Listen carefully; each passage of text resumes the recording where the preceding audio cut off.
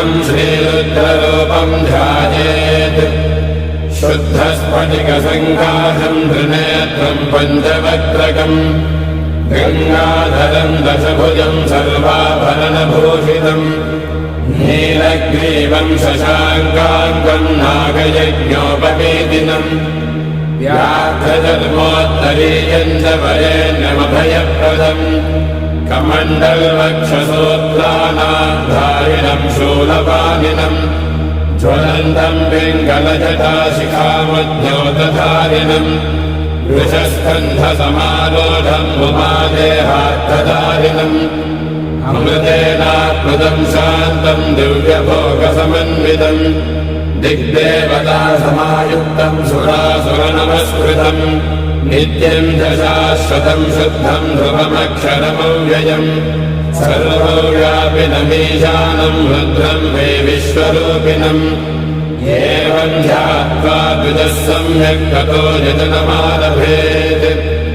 अथातो रुद्रस्नानार्चनाभिषेकविधिम् व्याख्यास्यामः आदितयेव तीर्थे स्नात्वा उदेत्य शुचिः रजतो ब्रह्मचारी शुक्रवासा देवाभिमुखः स्थित्वा आत्मनिदेवता स्थापयेत् प्रजनने ब्रह्मा तिष्ठतु पादयोर्विष्णुस्तिष्ठतु हस्तयोर्हरस्तिष्ठतु बाह्वो इन्द्रस्तिष्ठतु जठरे अग्निस्तिष्ठतु हृदये शिवस्तिष्ठतु कण्ठे वसवस्तिष्ठन्तु वक्त्रे सरस्वती तिष्ठतु नासिकयो वायुस्तिष्ठतु नयनयोश्चन्द्रादित्यो तिष्ठेताम् कर्णयोरश्विनौ तिष्ठेताम् ललाटे रुद्रास्तिष्ठन्तु मूर्ध्नादित्यास्तिष्ठन्तु शिरसि महादेवस्तिष्ठतु शिखायाम् वामदेवस्तिष्ठतु पृष्ठे पिनाकी तिष्ठतु पुरतः शूली तिष्ठतु पार्श्वयो शिवाशङ्करो तिष्ठेताम् सर्वतो वायुस्तिष्ठतु ततो बहिः सर्वतोऽग्निज्वालामाला परिवृतस्तिष्ठतु सर्वेष्वङ्गेषु सर्वा देवता यथास्थानम् तिष्ठन्तु मागुम् रक्षन्तु ॐ अग्निर्मे वाचिश्रितः वाहृदये हृदयम् मयि अहममृते अमृतम् ब्रह्मणि वायुर्मे प्राणे श्रितः प्राणो हृदये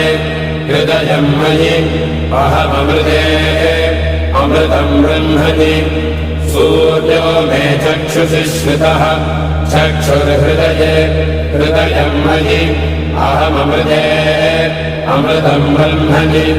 चन्द्रमा मे मनसि श्रितः मनो हृदये हृदयम् मयि अहममृते अमृतम् ब्रह्मणि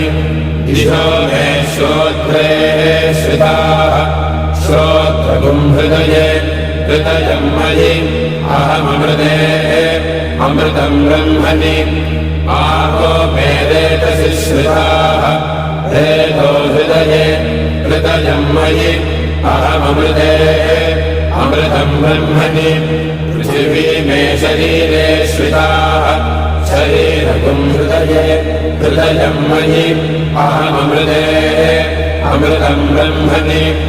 ओषधिवनस्पतयो मे लोमसु श्रिताः लोमानि हृदये हृदयम् मयि अहममृते अमृतम् ब्रह्मणि इन्द्रो मे फले